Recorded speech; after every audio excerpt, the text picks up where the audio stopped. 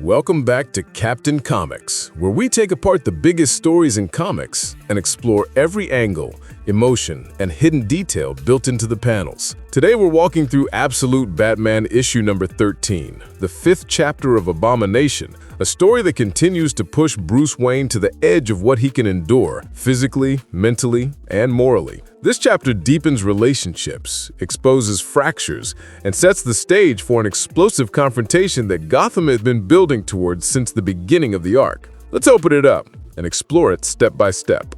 Selina's return and Alfred's warning. The issue begins in the aftermath of turmoil, with Bruce demanding to know why Selina Kyle has come back to Gotham. Her answer is simple, but heavy with emotion. Martha contacted her when Bruce went missing, and Selina came back because she thought he needed help. It hints that, despite the distance between them, Selina still sees herself as tied to him in a way few others are. But the moment doesn't stay gentle for long. Alfred wakes up and immediately recognizes Selina, not as Bruce's complicated lover, but as the infamous mercenary Catwoman. He warns Bruce sharply that she has no loyalty, referencing a terrible event in Malaysia that remains a shadow over her past. Alfred's concern isn't jealousy or scolding, it's fear.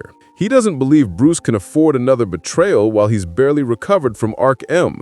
Bruce responds with cold firmness. He insists he knows exactly who Selina is and that she needs to leave. He pushes her out, trying to protect himself from vulnerabilities he feels he cannot afford right now. But the emotional barrier he tries to build collapses almost instantly. After throwing her out, Bruce ends up back at his apartment with her, and their long, tangled connection pulls them together physically.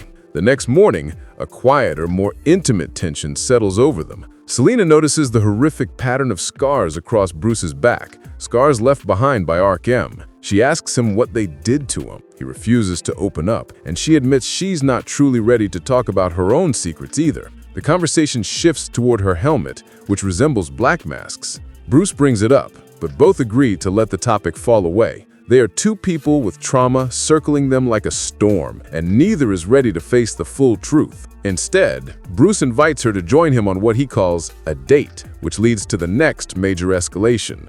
Breaking into Amusement Mile. The date is nothing but romantic in a traditional sense. Bruce brings Selina to the abandoned Amusement Mile Pier, a location long associated with Gotham's criminal history. It also happens to be the base of the Red Hood gang. The moment the two step inside, the gang surrounds them. The Red Hoods are not happy to see Batman. They accuse him of trying to order them around previously and insist they don't follow commands from anyone, even him. Bruce stays calm and tells them he's not there to fight unless he has to. He simply wants to speak to their leader. The tension snaps in the Red Hoods' attack. Batman and Catwoman move with precision and experience, not aggressive showmanship, but controlled efficiency. Selina uses a tranquilizer dart gun to disable several attackers, showing that she can be both lethal and non-lethal depending on her intent.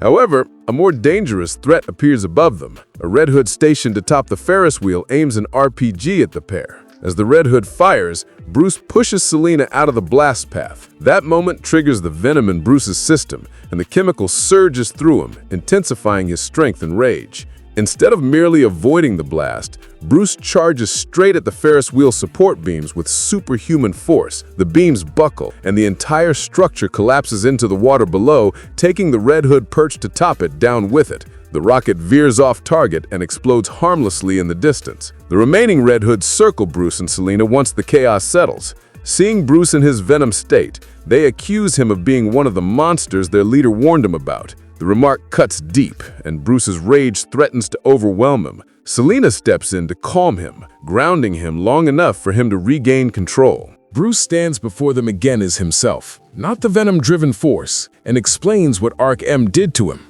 He tells them he was held there, nearly broken, nearly turned into something he was never meant to be. Now that he's free, he vows to destroy Arc M, Bane, and everyone responsible for what happened to him and others. At this point, the leader of the Red Hoods emerges, Harley Quinn. This Harley is not the unpredictable jester persona many associate with her. She appears grounded, clear-minded, and commanding. Hearing Bruce's vow, she tells him that if his goal is to burn Arc M to the ground, then the Red Hoods are ready to join him. This alliance sets an entirely new foundation for the conflict ahead. Arc M's desperation and Batman's broadcast. Inside Arkham, Dr. Arkham oversees the latest round of venom injections being pumped into Bane. They tell him he has reached maximum infusion, but Bane is driven by a singular hope that once Batman is captured and turned into the new weapon, Bane will finally be allowed to go home. Dr. Arkham challenges his belief, asking whether he truly thinks the Joker will release him. After a moment of hesitation, Bane insists that the Joker must keep his promise. It is clear he no longer believes it, but he clings to the idea because the alternative is unbearable.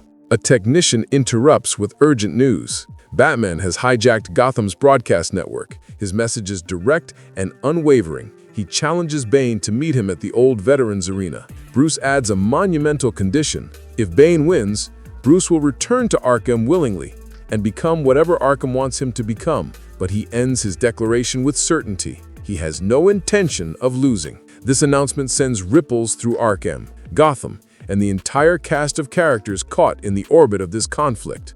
Selina's plea and Bruce's descent. Back in the Batcave, Selina confronts Bruce about the venom. She tells him she witnessed firsthand what it does to people and begs him not to rely on it for the fight. Bruce argues that using venom is the only way he can defeat Bane in his current state, insisting that he is in control of it. Selina counters by offering to help him fight. She argues that they don't have to fight alone, that she can stand beside him against Bane and Arkham. Bruce refuses. He is haunted by the injuries inflicted on their allies and refuses to risk losing her too. The conversation becomes emotionally heavy. Bruce reminds Selina that she once said they didn't have to follow the rules when the rules were unfair. She responds quietly that she was wrong about that. Bruce fires back that she didn't rise to where she is by following rules. Selina acknowledges this, but says that Bruce is better than she is, or at least he used to be. Bruce tells her that he isn't better anymore. If she can't accept that, then she should leave. Hurt, Selina walks out.